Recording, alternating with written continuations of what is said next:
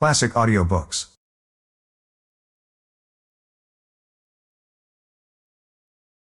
The Pit and the Pendulum by Edgar Allan Poe. I was sick unto death with that long agony, and when they at length unbound me, and I was permitted to sit, I felt that my senses were leaving me. The sentence, the dread sentence of death, was the last of distinct accentuation which reached my ears. After that, the sound of the inquisitorial voices seemed merged in one dreamy and determinate hum.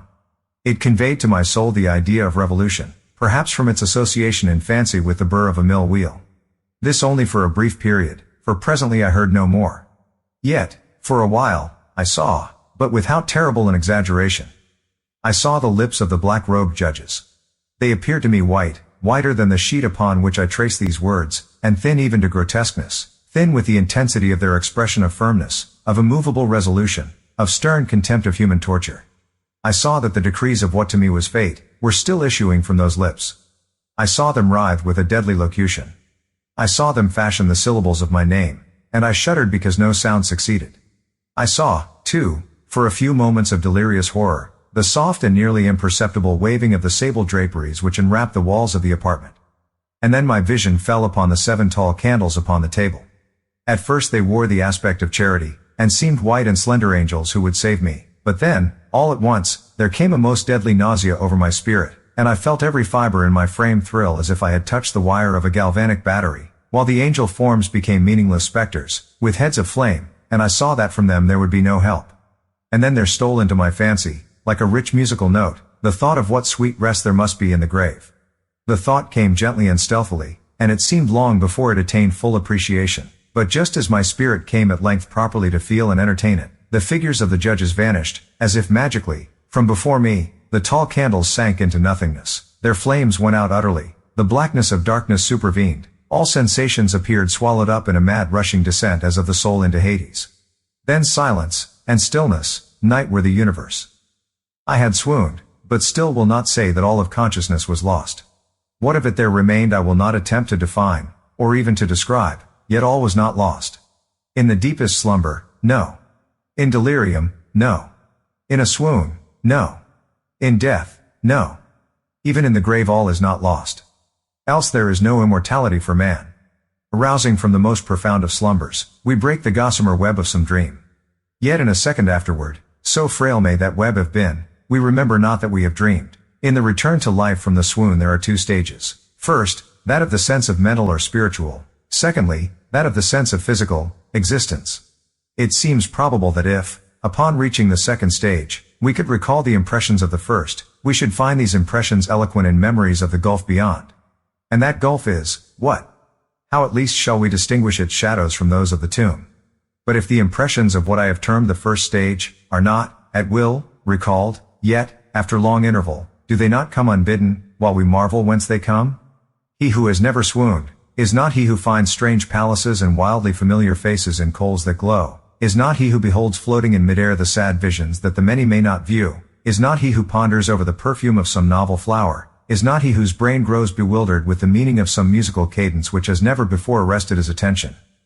Amid frequent and thoughtful endeavors to remember, amid earnest struggles to regather some token of the state of seeming nothingness into which my soul had lapsed, there have been moments when I have dreamed of success, there have been brief, very brief periods when I have conjured up remembrances which the lucid reason of a later epoch assures me could have had reference only to that condition of seeming unconsciousness.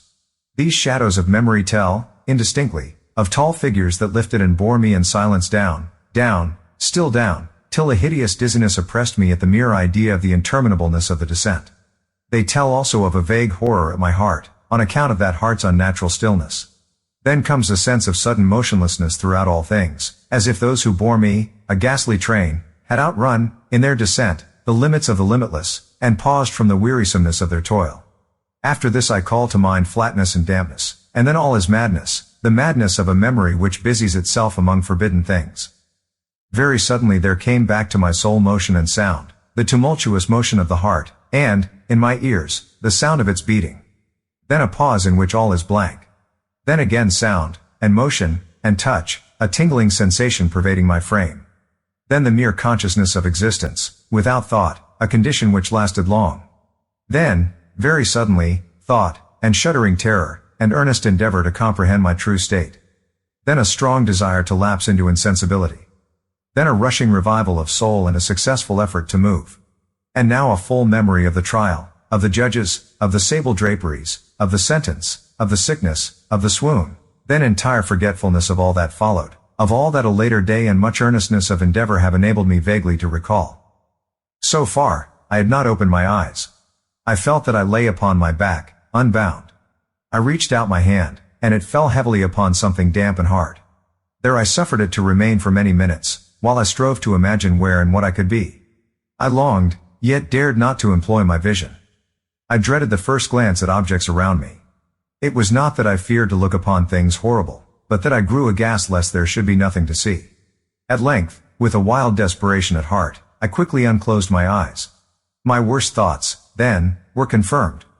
The blackness of eternal night encompassed me. I struggled for breath. The intensity of the darkness seemed to oppress and stifle me. The atmosphere was intolerably close.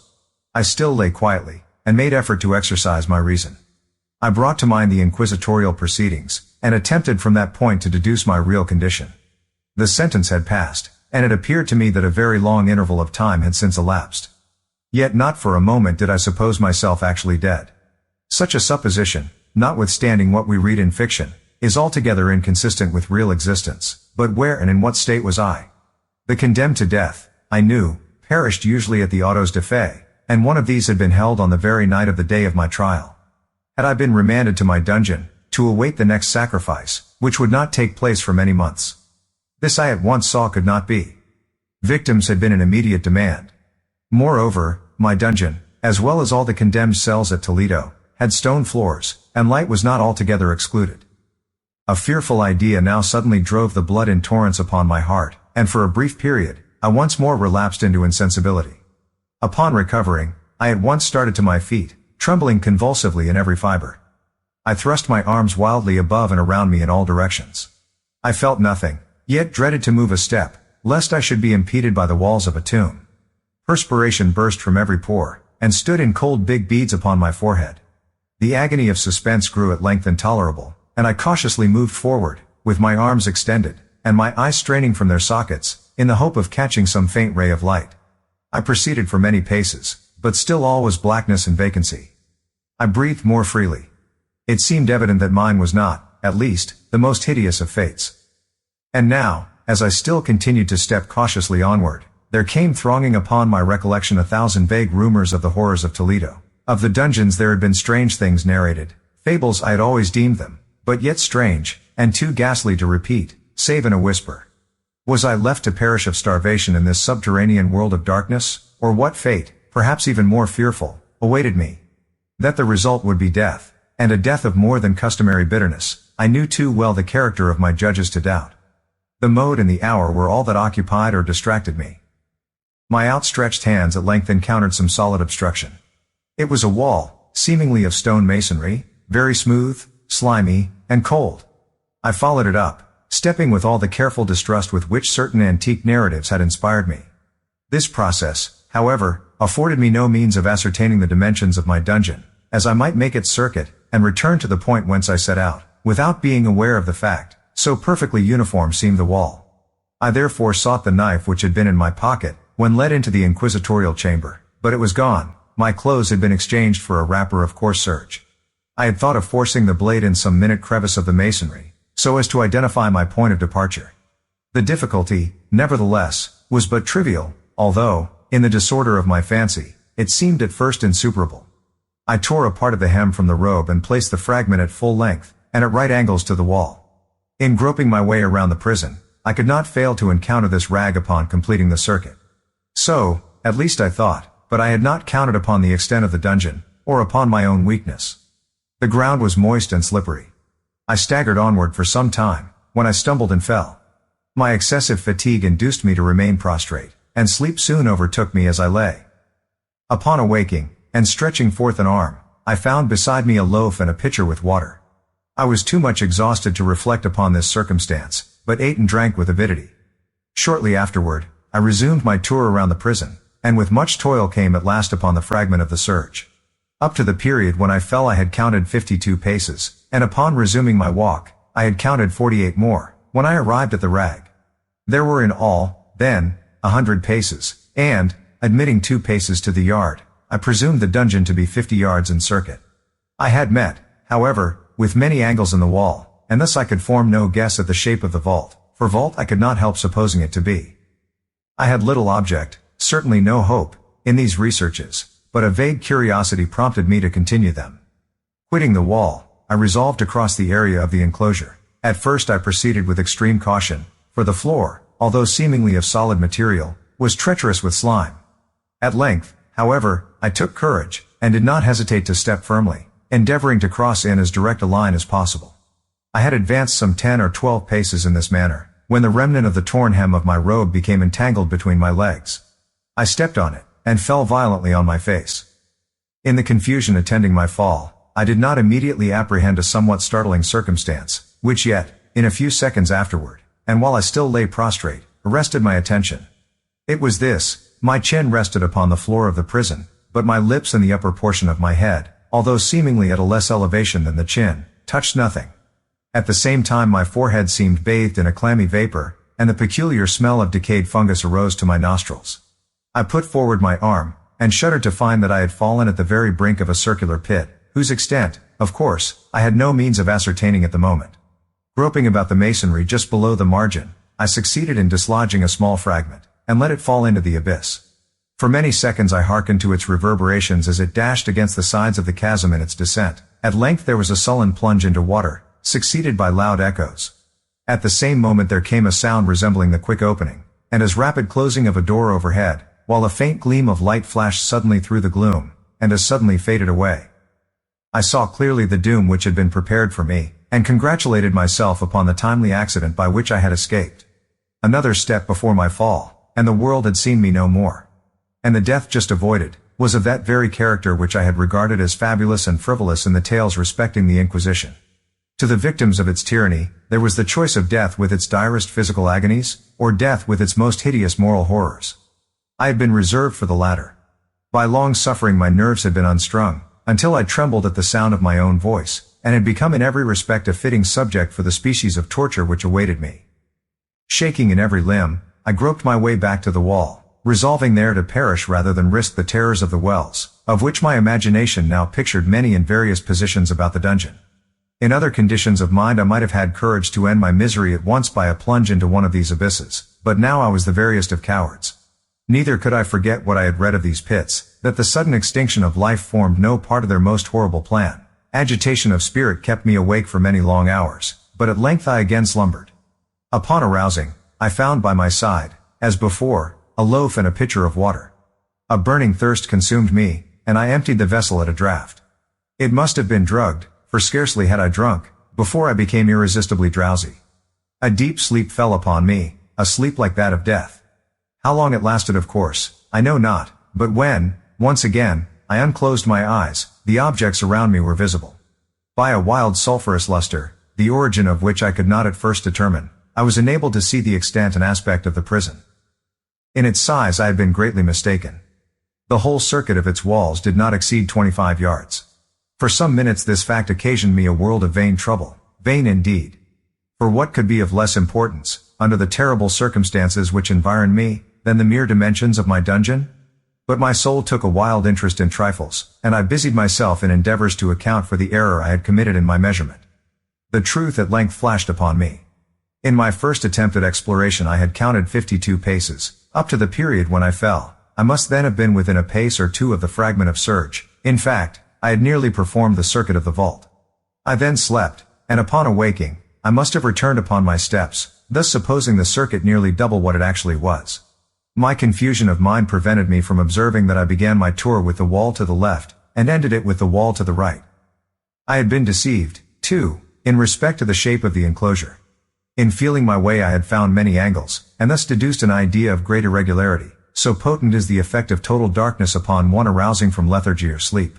The angles were simply those of a few slight depressions, or niches, at odd intervals. The general shape of the prison was square. What I had taken for masonry seemed now to be iron, or some other metal, in huge plates, whose sutures or joints occasioned the depression. The entire surface of this metallic enclosure was rudely daubed in all the hideous and repulsive devices to which the charnel superstition of the monks has given rise. The figures of fiends in aspects of menace, with skeleton forms, and other more really fearful images, overspread and disfigured the walls. I observed that the outlines of these monstrosities were sufficiently distinct, but that the colors seemed faded and blurred, as if from the effects of a damp atmosphere. I now noticed the floor, too, which was of stone. In the center yawned the circular pit from whose jaws I had escaped, but it was the only one in the dungeon. All this I saw indistinctly and by much effort, for my personal condition had been greatly changed during slumber. I now lay upon my back, and at full length, on a species of low framework of wood. To this I was securely bound by a long strap resembling a surcingle. It passed in many convolutions about my limbs and body, leaving at liberty only my head, and my left arm to such extent that I could, by dint of much exertion, supply myself with food from an earthen dish which lay by my side on the floor. I saw, to my horror, that the pitcher had been removed. I say to my horror, for I was consumed with intolerable thirst. This thirst it appeared to be the design of my persecutors to stimulate, for the food in the dish was meat pungently seasoned. Looking upward, I surveyed the ceiling of my prison. It was some 30 or 40 feet overhead, and constructed much as the side walls. In one of its panels a very singular figure riveted my whole attention. It was the painted figure of Time as he is commonly represented, save that, in lieu of a scythe, he held what, at a casual glance, I supposed to be the pictured image of a huge pendulum such as we see on antique clocks. There was something, however, in the appearance of this machine which caused me to regard it more attentively. While I gazed directly upward at it, for its position was immediately over my own, I fancied that I saw it in motion. In an instant afterward the fancy was confirmed. Its sweep was brief, and of course slow. I watched it for some minutes, somewhat in fear, but more in wonder. Wearied at length with observing its dull movement, I turned my eyes upon the other objects in the cell. A slight noise attracted my notice, and, looking to the floor, I saw several enormous rats traversing it. They had issued from the well, which lay just within view to my right.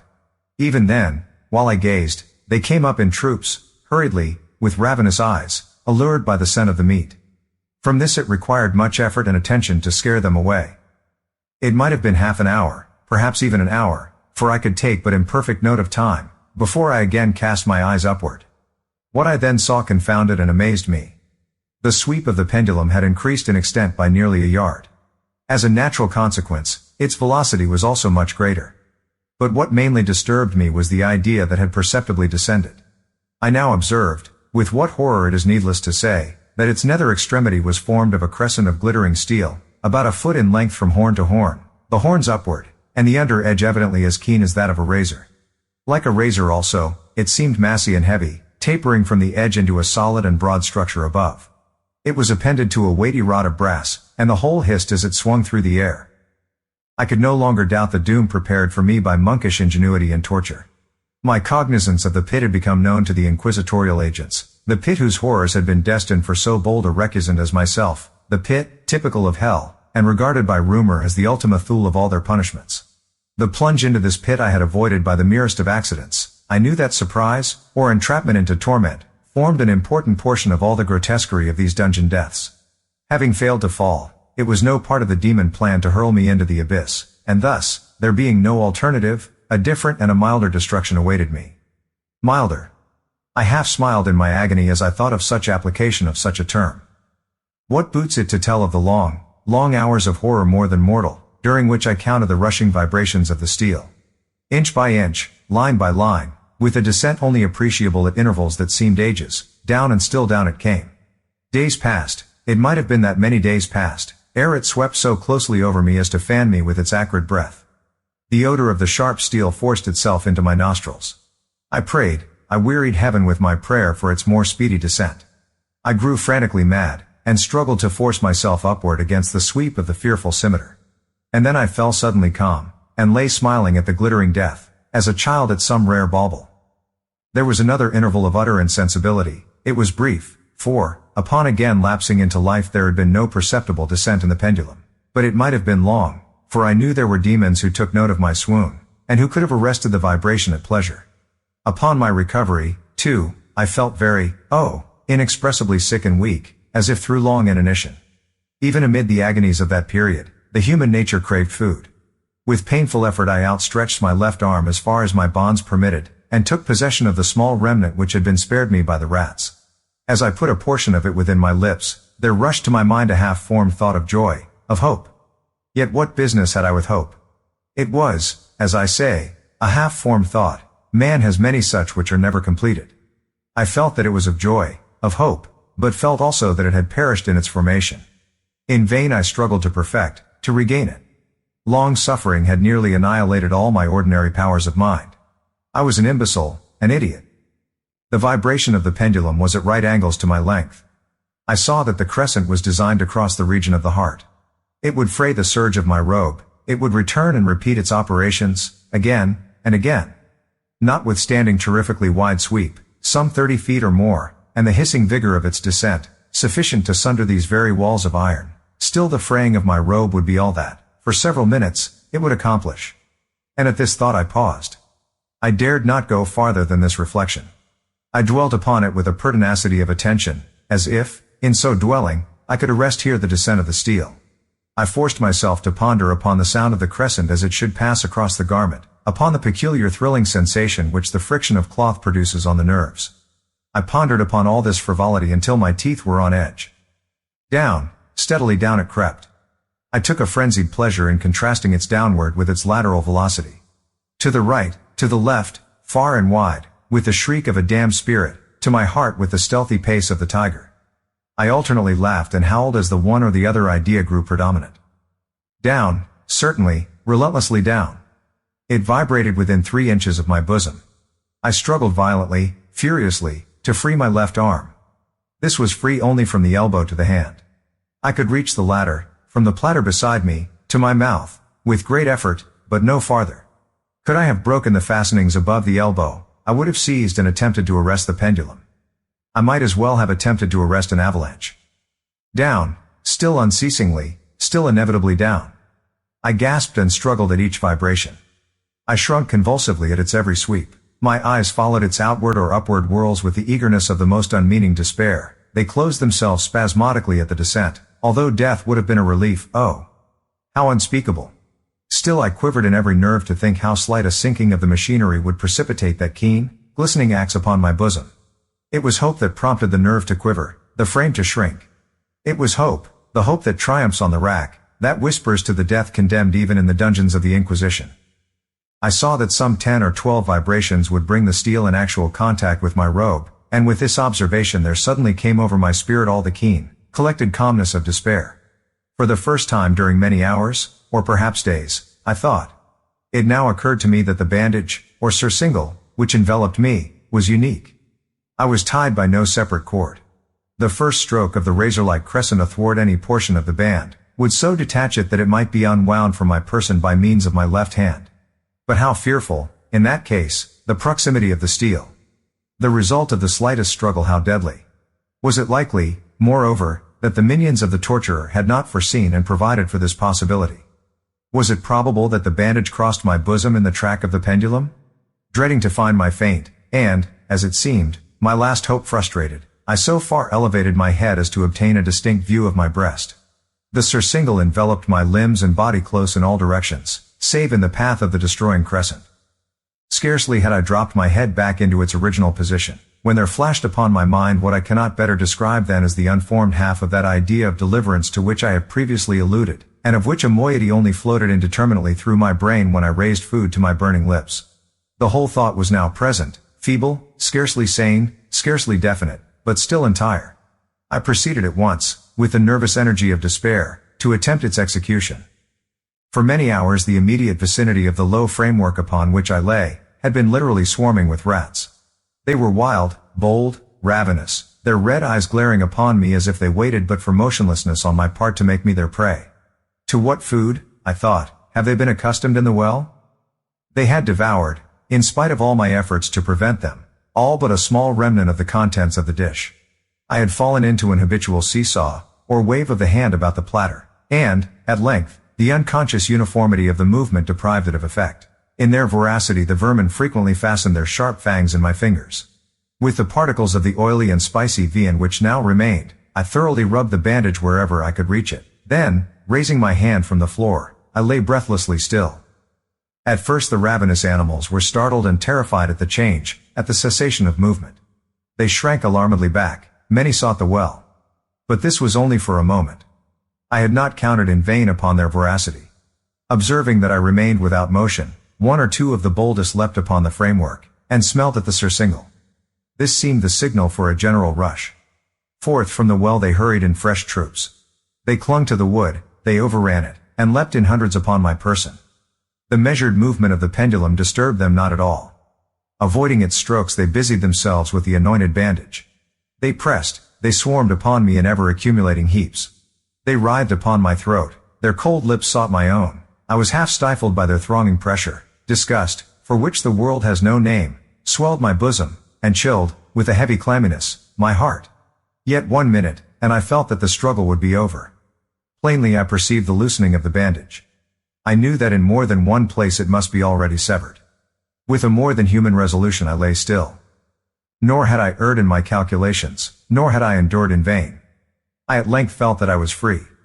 The surcingle hung in ribbons from my body. But the stroke of the pendulum already pressed upon my bosom. It had divided the serge of the robe. It had cut through the linen beneath. Twice again it swung, and a sharp sense of pain shot through every nerve. But the moment of escape had arrived. At a wave of my hand my deliverers hurried tumultuously away. With a steady movement, cautious, sidelong, shrinking, and slow, I slid from the embrace of the bandage and beyond the reach of the scimitar. For the moment, at least, I was free. Free. And in the grasp of the Inquisition. I had scarcely stepped from my wooden bed of horror upon the stone floor of the prison, when the motion of the hellish machine ceased and I beheld it drawn up, by some invisible force, through the ceiling. This was a lesson which I took desperately to heart. My every motion was undoubtedly watched. Free. I had but escaped death in one form of agony, to be delivered unto worse than death in some other. With that thought I rolled my eaves nervously around on the barriers of iron that hemmed me in. Something unusual, some change which, at first, I could not appreciate distinctly, it was obvious, had taken place in the apartment. For many minutes of a dreamy and trembling abstraction, I busied myself in vain, unconnected conjecture. During this period, I became aware, for the first time, of the origin of the sulphurous light which illumined the cell. It proceeded from a fissure, about half an inch in width, extending entirely around the prison at the base of the walls, which thus appeared, and were, completely separated from the floor. I endeavored, but of course in vain, to look through the aperture. As I arose from the attempt, the mystery of the alteration in the chamber broke at once upon my understanding. I have observed that, although the outlines of the figures upon the walls were sufficiently distinct, yet the colors seemed blurred and indefinite. These colors had now assumed, and were momentarily assuming, a startling and most intense brilliancy, that gave to the spectral and fiendish portraitures an aspect that might have thrilled even firmer nerves than my own. Demon eyes, of a wild and ghastly vivacity, glared upon me in 1,000 directions, where none had been visible before, and gleamed with the lurid luster of a fire that I could not force my imagination to regard as unreal. Unreal. Even while I breathed there came to my nostrils the breath of the vapor of heated iron. A suffocating odor pervaded the prison. A deeper glow settled each moment in the eyes that glared at my agonies. A richer tint of crimson diffused itself over the pictured horrors of blood. I panted. I gasped for breath. There could be no doubt of the design of my tormentors. Oh! Most unrelenting. Oh! Most demoniac of men. I shrank from the glowing metal to the center of the cell. Amid the thought of the fiery destruction that impended, the idea of the coolness of the well came over my soul like balm. I rushed to its deadly brink. I threw my straining vision below. The glare from the enkindled roof illumined its inmost recesses. Yet, for a wild moment, did my spirit refuse to comprehend the meaning of what I saw. At length it forced, it wrestled its way into my soul, it burned itself in upon my shuddering reason. Oh! For a voice to speak. Oh! Horror! Oh! Any horror but this.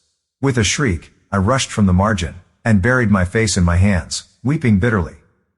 The heat rapidly increased, and once again I looked up, shuddering as with a fit of the ague.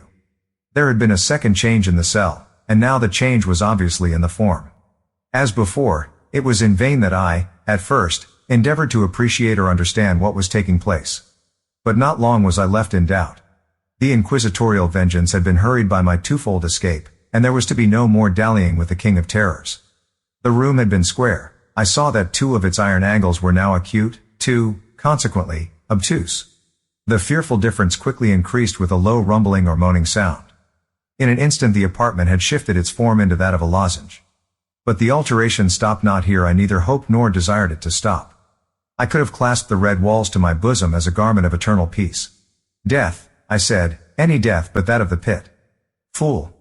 Might I have not known that into the pit it was the object of the burning iron to urge me? Could I resist its glow? Or, if even that, could I withstand its pressure? And now, flatter and flatter grew the lozenge, with a rapidity that left me no time for contemplation. Its center, and of course, its greatest width, came just over the yawning gulf. I shrank back, but the closing walls pressed me resistlessly onward. At length for my seared and writhing body there was no longer an inch of foothold on the firm floor of the prison. I struggled no more, but the agony of my soul found vent in one loud, long, and final scream of despair. I felt that I tottered upon the brink. I averted my eyes. There was a discordant hum of human voices. There was a loud blast as of many trumpets. There was a harsh grating as of 1,000 thunders. The fiery walls rushed back. An outstretched arm caught my own as I fell, fainting, into the abyss. It was that of General Lassalle. The French army had entered Toledo. The Inquisition was in the hands of its enemies.